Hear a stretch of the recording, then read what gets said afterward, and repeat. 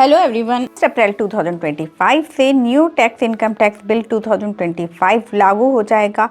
आज की वीडियो में हम बात करेंगे न्यू इनकम टैक्स बिल 2025 के आने के बाद अब 1 अप्रैल 2025 से कोई पर्सन अपने सेविंग अकाउंट में कितना कैश डिपॉजिट या कैश विड्रॉल कर सकता है कि इनकम टैक्स का नोटिस ना आए। कैश डिपॉजिट और विड्रॉल करने की लिमिट्स क्या होंगी, सेविंग अकाउंट में कैश की सिंगल ट्रांजैक्शन और एक दिन में टोटल कैश ट्रांजैक्शन करने की लिमिट क्या होंगी, और इनकम टैक्स डिपार्टमेंट से यदि आपको नोटिस आ जाता है तो आपको क्या करना होगा। साथ ही जानेंगे एक पर्सन मैक्सिमम कितने सेविंग अकाउंट ओपन करा सकता है। चलिए जानते हैं। वीडियो स्टार्ट करने से पहले मेरे चैनल को सब्सक्राइब और बेल आइकन को प्रेस कर लीजिए सो दैट आपको मेरी न्यू वीडियो का नोटिफिकेशन मिल सके। अप्रैल 2025 से new tax income tax bill 2025 के इफेक्ट में आने के बाद अब आपको सेविंग अकाउंट में कैश डिपॉजिट और विड्रॉल करते हुए पहले से अधिक सावधानी रखनी होगी। अब कैश डिपॉजिट और विड्रॉल लिमिट को समझना और उसका पालन करना और भी महत्वपूर्ण हो गया है ताकि इनकम टैक्स नोटिस से बचा जा सके। यहाँ एक बात को ध्यान से समझें कि बैंक की तरफ से सेविंग अकाउंट में कैश डिपॉजिट या कैश विड्रॉल करने पर कोई लिमिट नहीं लगाई गई है।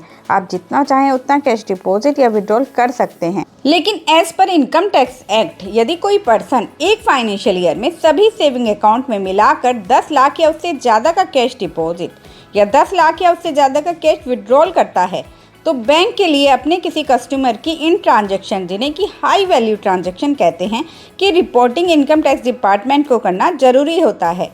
इसी तरह पूरे साल में तो 10 लाख की लिमिट है, लेकिन सेविंग अकाउंट में एक बार में कैश डिपॉजिट करने की जो लिमिट है वो है 2 लाख रुपये।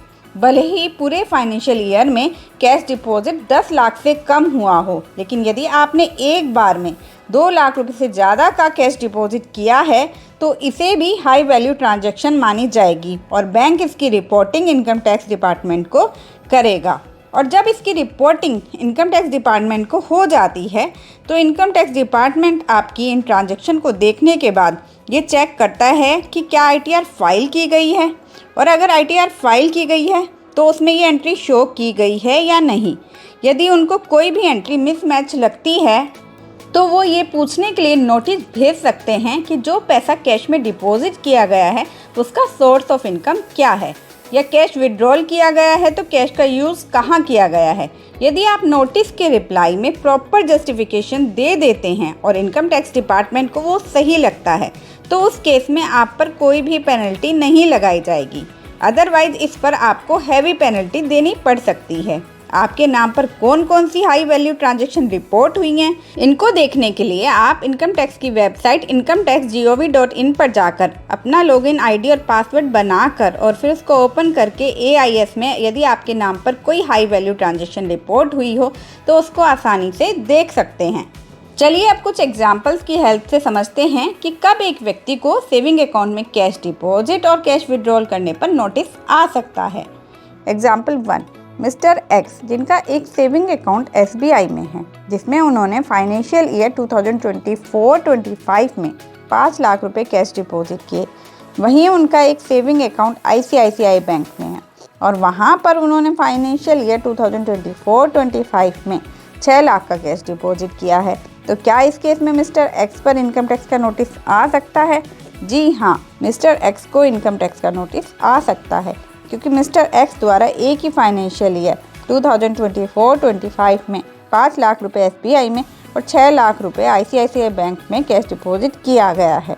तो उनका total cash deposit 5 lakh plus 6 lakh 11 lakh रुपए हुआ, जो कि 10 लाख की लिमिट को क्रॉस कर रहा है।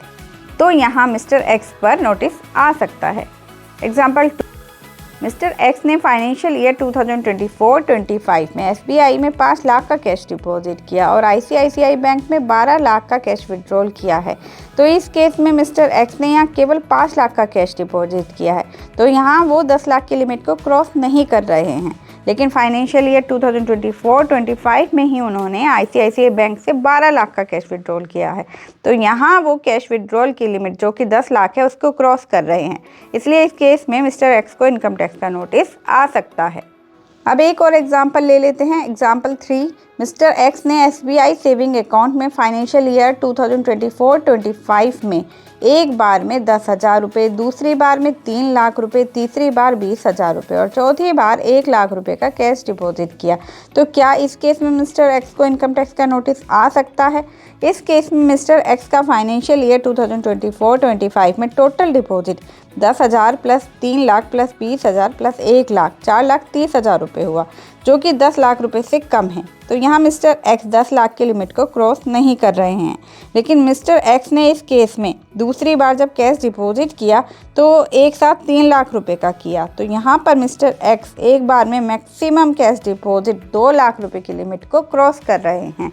तो यहाँ पर बैंक इसकी रिपोर्टिंग इनकम टैक्स डिपार्टमेंट को करेगा और उसके बाद इनकम टैक्स डिपार्टमेंट से मिस्टर एक्स को नोटिस आ सकता है। चलिए अब जानते हैं यदि इनकम टैक्स से नोटिस आ जाता है तो क्या करना होगा। सबसे पहले तो ऐसा ना करें कि आप नोटिस का रिप्लाई ही ना करें।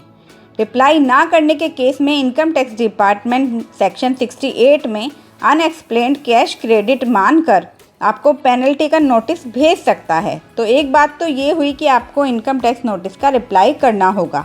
रिप्लाई में आपके कैश डिपॉजिट या कैश विड्रॉल जैसा भी केस हो उसका प्रॉपर क्लेरिफिकेशन विद प्रूफ देना होगा। अब बात कर लेते हैं कि आपको किसी ईयर की हाई वैल्यू ट्रांजैक्शन के लिए कब तक नोटिस आ सकता है। किसी ईयर की हाई वैल्यू ट्रांजैक्शन के लिए अगले 8 साल तक कभी भी आपको किसी भी साल नोटिस आ सकता है।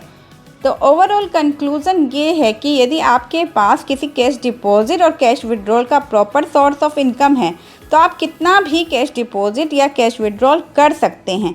अदरवाइज़ आप ध्यान रखें कि किसी एक फाइनेंशियल ईयर में 10 लाख से कम का कैश डिपॉजिट और 10 लाख से कम का कैश विड्रॉल करें और साथ ही एक सिंगल ट्रांजैक्शन 2 लाख रुपए से कम की करें। चलिए अब जानते हैं कोई व्यक्ति कितने मैक्सिमम सेविंग अकाउंट ओपन करा सकता है। कोई भी व्यक्ति जितने चाहे उतने बैंकों में सेविंग अकाउंट खोल सकता है। इस पर आरबीआई या इनकम टैक्स एक्ट में अभी तक कोई भी लिमिट बताई नहीं गई है। आप अपनी सुविधा अनुसार जितने बैंकों में सेविंग अकाउंट ओपन कराना चाहें उतने सेविंग अकाउंट आप ओपन करा सकते हैं। सेविंग अकाउंट में आप जितना चाहें उतना कैश डिपॉजिट और विड्रॉल कर सकते हैं। इस पर बैंक की तरफ से कोई लिमिट नहीं है। लेकिन यदि आप 50,000 से अधिक का कैश डिपॉजिट कराना चाहते हैं तो तब आपको बैंक में अपना पैन कार्ड देना होगा, यदि आपने पहले से बैंक में अपना पैन कार्ड नहीं दिया हुआ है। लेकिन आरबीआई के रूल्स के अकॉर्डिंग आप एक बैंक में केवल एक ही सेविंग अकाउंट ओपन करा सकते हैं।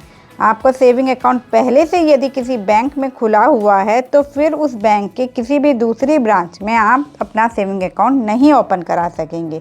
लेकिन यदि आप चाहें तो अपने सेविंग अकाउंट को इस बैंक की दूसरी ब्रांच में ट्रांसफ़र करवा सकते हैं। वीडियो यूज़फुल लगी हो तो वीडियो को लाइक और ज़्यादा से ज़्यादा शेयर कीजिए सो दैट ये इन्फॉर्मेशन सब तक पहुंच सके।